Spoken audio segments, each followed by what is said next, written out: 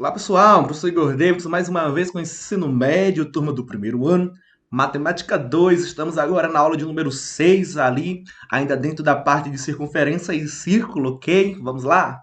Estamos aqui, pessoal, para mais uma aula de Matemática 2, ok? Vamos continuar as resoluções que iniciamos na aula anterior, na página 270, ok? Então, a partir da questão 49, vamos lá, vem comigo, pegue seu livro. Nessa questão, nós estamos diante de uma hipótese dada, ok? Uma sugestão que há na questão para traçar um caminho para a resolução. Isto é dito que nós temos essa figura, identificamos nela duas cordas, né, se interceptando no ponto S.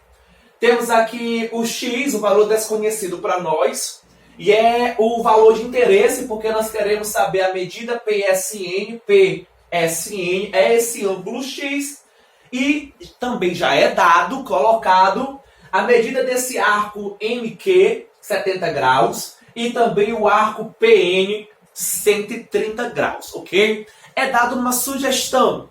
A sugestão está pedindo para que nós, possamos traçar um segmento, uma corda PM. Vamos identificar aonde está o ponto P e aonde está o ponto M. Quando eu traço essa corda, é dito agora para nós observarmos o quê? O ângulo PMN. Vamos lá? PMN. Esse ângulozinho aqui, ó, é o ângulo pedido para analisar. E o ângulo MPQ. Quem é? MPQ. Esse outro ângulozinho formado, ó. Ok? Antes de tudo, você já vai analisar, por aquilo que foi estudado na aula anterior, a classificação destes dois ângulos. Isto é, esse ângulozinho aqui, a gente analisa que ele é um ângulo inscrito, concorda? Por quê? Porque o seu vértice é um ponto que pertence à circunferência. Quando nós observamos o outro ângulo, ele também vai ser um ângulo inscrito, porque também a sua origem, o seu vértice, é um ponto que pertence à circunferência. Uma vez que nós analisamos isso, nós vamos focar nos dois ângulos pretos, porque a sugestão sugeriu, certo? Então vamos lá. Quando eu penso nessa sugestão, eu analiso que, primeiro, esse ângulo, a abertura dele é justamente o arco que mede 70 graus. Todo arco, ok? Quando eu tenho um ângulo inscrito, né, sempre a metade, lembra do conceito da aula anterior de ângulo inscrito? Então vamos lá. Quando nós pegamos 70, dividimos por 2, eu tenho quanto? 35 graus, ok? Quando nós identificamos que o outro ângulo também, a abertura dele é o arco PN, se este arco mede 130, então o valor dele, quando estiver inscrito, vai ser a metade, concorda? 130 dividido para 2 dá 65, isso mesmo. Então nós temos aqui, ó, 65 graus, ok? Então, pessoal, para nós determinarmos o valor de x, que é o ângulo procurado, ficou muito fácil.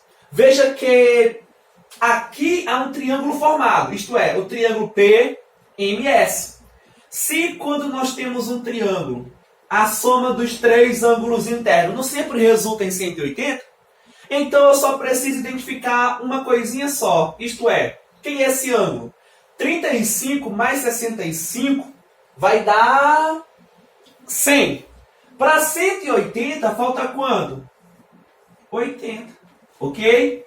Deu para enxergar isso? E como você identifica que esse ângulo é encontrado, 80, junto com o ângulo X? Olha aqui, ó, a corda é um formato em que você identifica um ângulo raso. Logo, todo ângulo raso resulta em 180 graus. Isto é, se esse ângulo é 80, quanto é o valor da variável x? Ó, vai medir 100 graus, ok? Então está aí, resolvida a questão sem fazer uma única continha, somente com a teoria aqui, pessoal, ok? Você pode estar se perguntando, professor, essa sugestão não foi muito viável, não. Você é livre.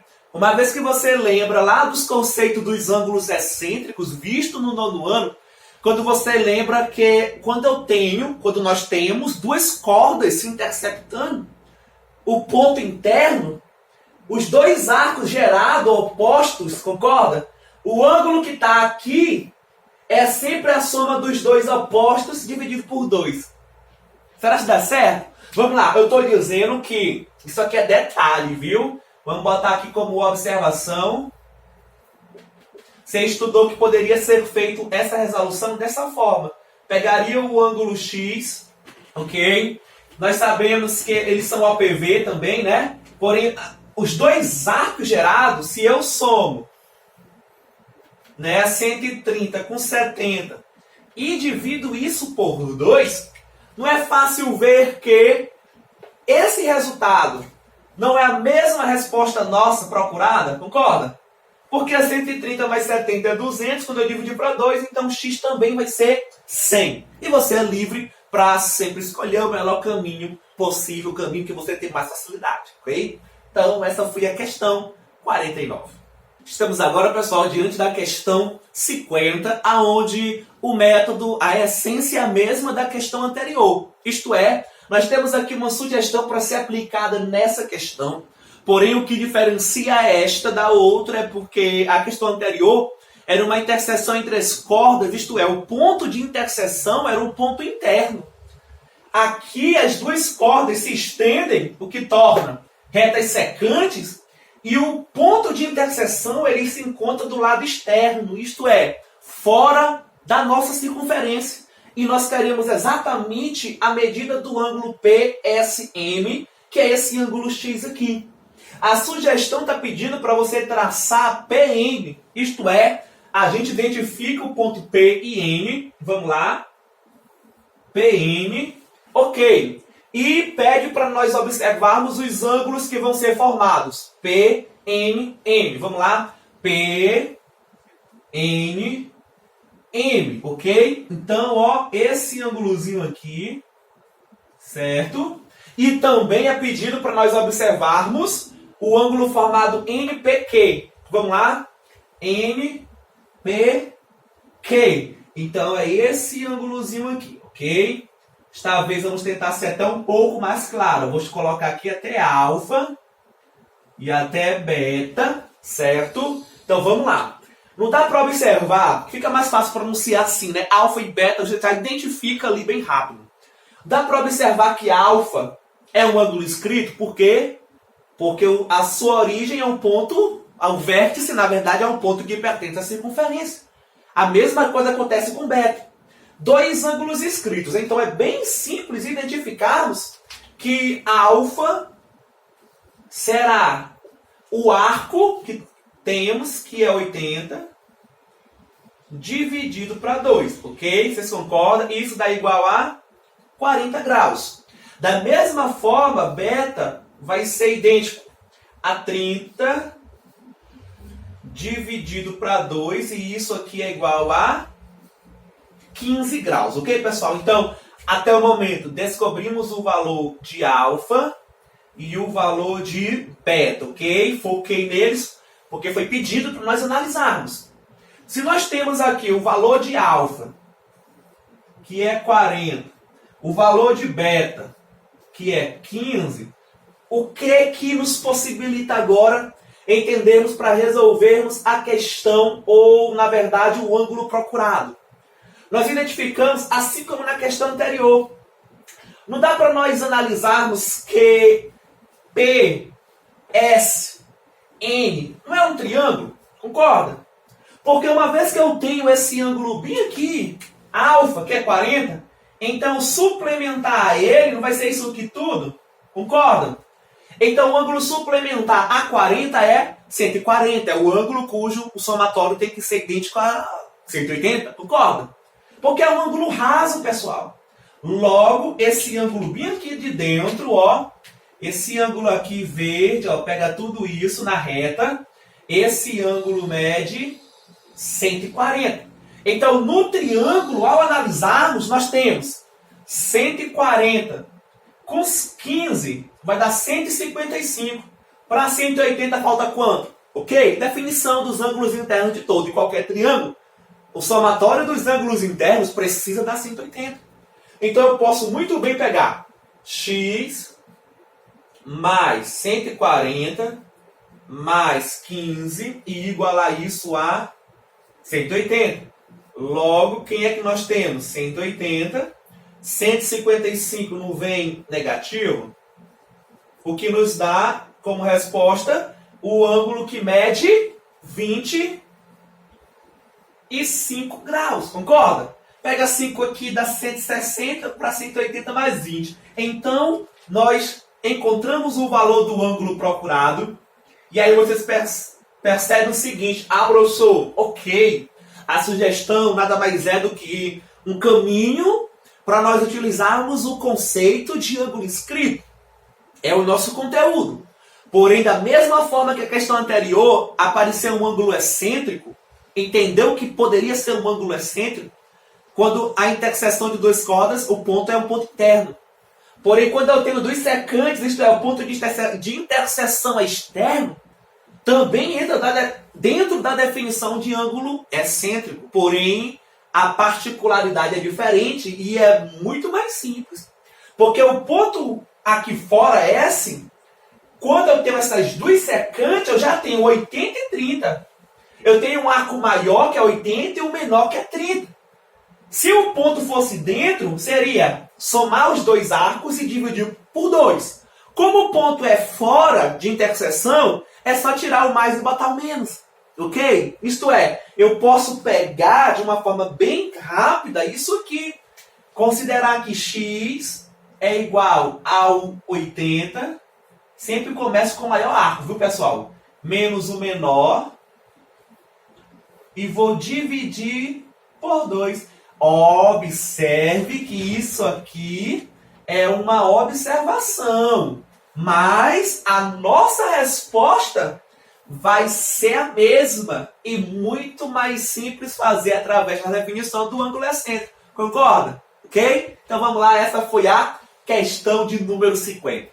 Estamos agora, pessoal, diante da questão 51. Como gostaria de ler, acompanhar junto com vocês, deixei por bem nesta questão e na próxima estamos aqui procurando resolver através deste formato, ok? A questão vai dizer o seguinte, olha, acompanhem comigo. Durante 4 horas, os astronautas de uma cápsula espacial mantiveram-na estacionada em um ponto P da órbita circular de um satélite artificial, ok? Então, o ponto P é onde a cápsula espacial se manteve, ok? Identifica aqui o ponto P, certo? Vamos lá, vamos continuar. E que gira a uma velocidade constante ao redor da Terra. Ok. Nesse tempo, o satélite percorreu um arco em que tempo? O tempo em que a cápsula espacial esteve ali parado, ok? Nesse tempo, ok, o satélite ele percorreu um arco AB. Vamos aqui identificar esse arcozinho nosso aqui, ó, foi o arco percorrido, ok? Pelo satélite. E tal que a medida do ângulo APB, vamos identificar, APB é esse ângulo que vai ser um ângulo inscrito, ok? Cuja sua origem, o vértice, é o ponto P, certo? Esse ângulo vem medindo 18 graus. Quanto tempo, olha a pergunta, quanto tempo o satélite vai demorar para dar uma volta completa ao redor da Terra? Nós vamos usar como referencial exatamente a cápsula, ok? Por quê? Porque nós sabemos que enquanto a cápsula esteve parada, o satélite ele andou um arco e esse arco gerou um ângulo aqui inscrito, tendo a cápsula como referência, ok? Então, o ângulo inscrito vem medindo 18 graus. Logo, se o ângulo inscrito mede 18, o ângulo fora, o arco, né, sempre o dobro. Então, eu entendo que basta nós pegarmos, a um primeiro momento, 18, ok? Vamos multiplicar por 2. Isso vai resultar em 36 graus. Isto é, o arco AB, esse arco equivale a 36 graus, ok? Então vamos lá. Como eu já tenho algo que intuitivamente nós entendemos que é diretamente proporcional, isto é, quanto mais tempo a cápsula vai ficar parada, ok? Maior vai ser a distância, o arco que o satélite vai gerar, a distância percorrida, concorda? Então você pode ser conduzido a montar uma pequena e rápida regra de 3. Isto é, se você ficou ali parada durante 4 horas, o que acabou gerando um arco de 36 graus, uma volta inteira você sabe que a mesma coisa é equivalente a 360 graus, concorda? Então, quanto tempo isso vai demorar, certo? Então, como a pergunta era quanto tempo, eu precisava montar alguma relação que envolveria o quê? Que envolveria o nosso tempo, certo? Vamos só aqui colocar o 36 para tentar ver se fica um pouco mais bonito. Vamos lá. Resolvendo essa regra de 3 simples meio pelos extremos, ou nós podemos simplificar. 36 dividido para 36 é 1. 360 dividido para 36 é 10, ok? Então, nós temos aqui, quando eu fazer meio pelos extremos, ficou muito mais simples. Por quê? Nós teremos x vezes 1, x, ok? E 4 vezes 10, 40. Como está em hora, então a resposta vai ser 40 horas. E essa foi, pessoal, a questão de número 51. Estamos agora, pessoal, com a questão de número 52, onde o método de resolução é o mesmo que a questão anterior. Vamos lá? Aqui vem dizendo o seguinte, em um treino o atleta percorreu um arco AB, vamos identificar, ó, o arco A até chegar aqui no B, ok? Então, o atleta, ele percorreu esse arco todo aqui, certo? Vamos lá. E está dizendo que o comprimento é de 500 metros em uma pista circular. E esse arco que o atleta percorreu é um arco de 500 metros, ok? Vamos lá. O técnico localizado em um ponto P da pista, externo ao arco AB, observou o atleta durante esse percurso sobre o ângulo APB de 80 graus. O técnico estava aqui no ponto P, sobre um ângulo, né, observando sobre um ângulo de 80 graus, conforme ilustra a figura. Só que a pergunta é, qual o comprimento total da pista? Vamos lá. Se esse ângulo 80, identificamos que ele é um ângulo inscrito, porque o seu vértice é um ponto que pertence à circunferência, dá para entender então que o arco aqui em graus, lá fora, vai ter o valor dobrado, concorda? Isto é, se nós pegarmos 80, multiplicarmos por 2, nós teremos 160 graus. Só que esse valor é o arco AB, de acordo? Só que esse arco AB, ele tem como tamanho, ó, 500 metros. Qual é a relação que nós podemos montar aqui? É entender que em graus, 160 equivale nessa questão a 500 metros, ok? Como quer saber o tamanho da pista inteira, uma volta inteira resulta ao valor equivalente em graus sempre a 360, isto é. Então, a distância equivalente a 360 é quanto? Percebam que, novamente, nós conseguimos montar uma regra de 3, uma proporcionalidade, certo? Quanto maior o arco, maior vai ser a distância da pista, ok? Então, vamos lá, podemos eliminar esse zero, certo? Posso dividir aqui ainda por 4? Não posso? Podemos simplificar? Então, vamos lá. 16 por 4 vai sobrar 4. 36 por 4 sobra 9. Os dois em cima, ambos, eu posso também simplificar. Vamos novamente dividir por 4. 4 por 4, 1. 500 dividido para 4 é 125. Logo, aqui em cima resultou, ó, ficou no final 1. Aqui embaixo ficou 9. Aqui em cima ficou 125. Vamos lá, x, quando fazermos meio pelos extremos, x vezes 1, x igual 125 vezes 9, pessoal, isso vai dar 1.125. Como a resposta está em metro, então confirma aqui. Então, essa é a resposta para a questão 52, ok? Vamos lá. Estamos agora, pessoal, com outras definições a partir agora da página de número 262, nesse primeiro momento agora das definições. Vamos agora dar uma relembrada na parte de uma reta tangente a uma circunferência. Nós temos aqui a representatividade de uma circunferência centro-O, ok?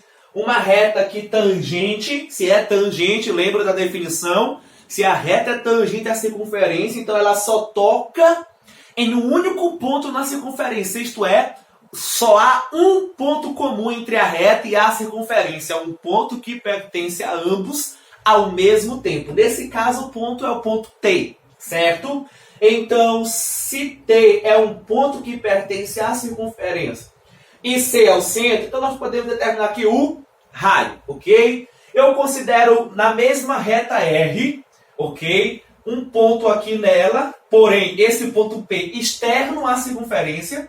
Eu posso comparar também os dois segmentos formados, isto é, o ponto externo, junto com o ponto que pertence à circunferência, e vai ser o ponto comum entre a reta tangente e o ponto que pertence ao raio, ou, na verdade, à circunferência, que também pertence ao raio.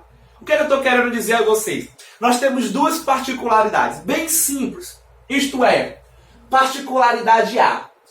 Toda reta tangente será perpendicular ao raio da circunferência, ok? Bem simples. Olha aqui, toda reta, não é tangente, toca em um ponto, sempre vai ser perpendicular ao raio, sempre, ok? Particularidade B é que todo ponto externo, ok? Quando eu tenho ele, se é externo, quando eu tenho uma interseção, ok? Entre duas retas tangentes, então o segmento formado até o ponto, ó, comum, ó, PT, sempre vai ter a mesma medida que o outro, ó, PA, certo? Particularidade B é que esses dois segmentos sempre terão a mesma medida, mesmo tamanho, ok? Bem simples, então vamos lá.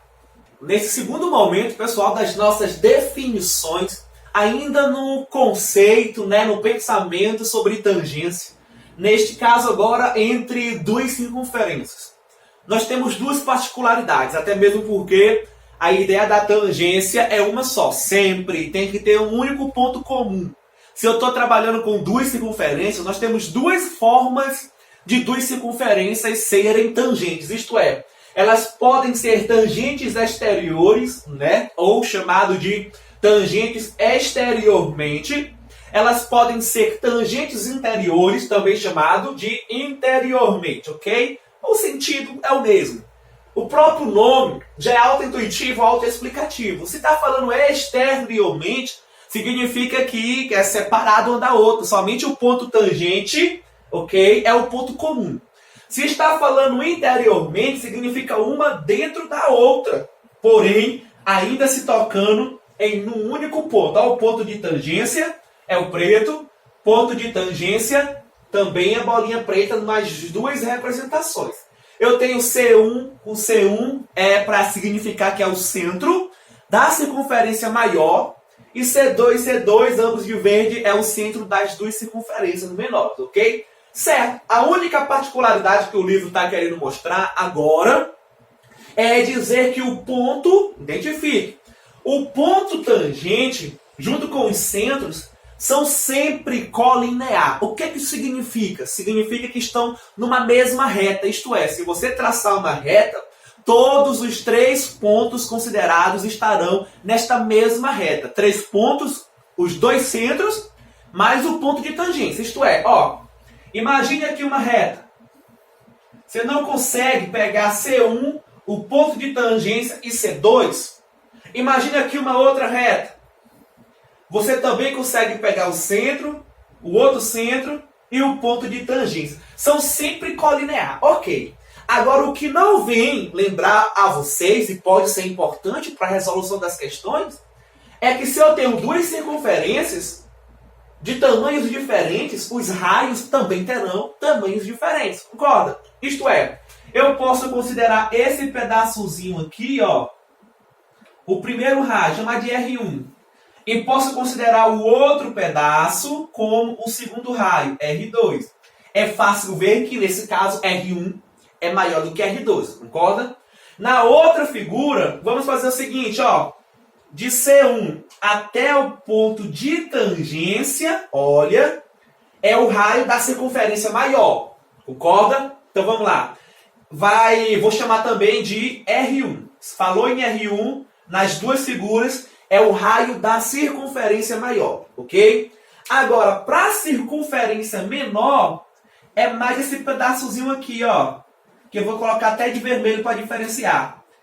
Até ir no ponto de tangência. E essa medida é o R2, concorda? É o raio da circunferência menor. Por que eu estou identificando isso? Para você lembrar que, muitas das vezes, é bom a gente lembrar dos conceitos, definições da distância entre os centros, não é verdade? Intuitivamente, você consegue descrever as fórmulas, isto é, qual é a distância dos dois centros?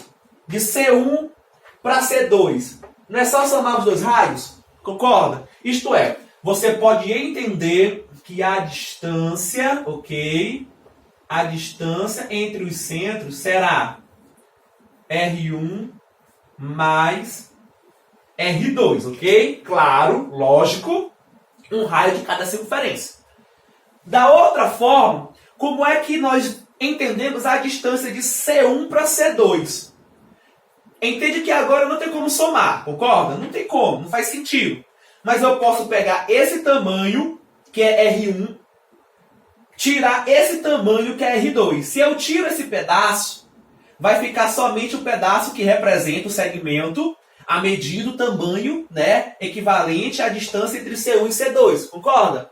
Então, é ao contrário da soma. Nesse caso, nós teremos que a distância vai ser o raio maior menos o raio menor, ok? Então, pessoal, nós descobrimos aqui, né, na verdade, relembramos essas duas definiçõezinhas de tangentes, ou na verdade, circunferências tangentes, ok? Então, ficamos por aqui na segunda parte das nossas definições. Agora, exercício. Questão 53. Por aquilo que nós estudamos, nós identificamos aqui. Quem são os pontos de tangência? É N, M, P. Quem são os pontos externos? A, B e C, ok? Já está sendo dado na questão que o segmento BM mede 5,5. Aí você estudou, entendeu a aula, viu que todo ponto fora até o ponto de tangência, se eu tiver o mesmo segmento, né, dele, do ponto fora, até um outro ponto de tangência, os segmentos formados sempre terão o mesmo tamanho, concorda? Então, se isso aqui é 5,5, então esse outro segmento também será, ok? É muito fácil, porque já é dado que a B é 9. Se a B pode ser entendido como BM mais AM, se esse pedaço é 5,5, então esse outro precisa ser 3,5. Concorda? Porque quando eu somo os dois, não dá 9? Ok, até aqui. Vamos lá. AM é o segmento aqui fora, né? Ponto externo com ponto de tangência. Se eu tiver um outro segmento indo nele, para outro ponto de tangência, o tamanho, por definição, tem que ser o mesmo. Concorda? Então aqui também é 3,5. A única coisa que nós não temos aqui é a distância PC. Olha aqui, essa distância, vou colocar até aqui de vermelho, nós não conhecemos, mas temos a convicção que esse tamanho é idêntico a NC, concorda? São os dois segmentos que convergem para o mesmo ponto externo. Se isso acontecer, então significa que vão ter o mesmo tamanho. Como é desconhecido para a gente, vamos chamar de X. Se aqui é X, aqui também será, ok? Esse tamanho todo, como tem essa linha azul, tem uma medida.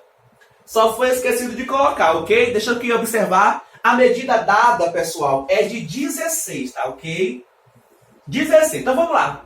Como eu tenho esse tamanho todo, que é 16, e esse pedaçozinho nosso é X, não é fácil entender que eu posso encontrar X somente pegando 16 e tirando 5,5. Você enxerga isso? Quanto é 16, tira 5,5. Vai ser idêntico a 10,5. Concorda comigo? Então esse outro lado também vai ser 10,5. Você também poderia, é claro, pensar em querer reescrever esse tamanho BN. Porque se aqui é x, então BN vai ser 16 menos x, ok? Aí se você monta, por acaso, a expressão que 5,5 é igual a 16 menos x, no final vai ser a mesma coisa. X vai ser igual a 10,5, ok? Então pronto, então você escolhe o jeito, o caminho que achar melhor. É só aplicar as definições. O que nós temos aqui? O que é de interesse nosso é encontrar o valor do segmento AC, que vai ser o lado do triângulo, concorda? Então AC vai ser 3,5 mais 10,5. Concorda, gente? Quando eu somo isso, vamos lá. Quando a gente somar, é bem simples identificar que isso resulta em 14, ok? Então essa foi a questão 53, aplicando a definição, ok? Bem simples, bem direta. E aguardo vocês na próxima aula. Nós estamos nos encaminhando para a conclusão de mais uma aula. Estivemos aqui ainda dentro do tópico da unidade de circunferência e círculo. E já também emendamos ali em alguns conceitos acerca da tangência, certo? E já chegamos na parte da atividade, ok? Então, a próxima aula estaremos iniciando também somente com resolução, ok? Página 264. Já vão dando uma olhada, que é para na próxima aula estarmos aqui juntos, fortes, firmes, ok? Para concluirmos mais uma etapa da nossa unidade, ok, pessoal? Aguardo todos vocês, grande abraço, até a próxima.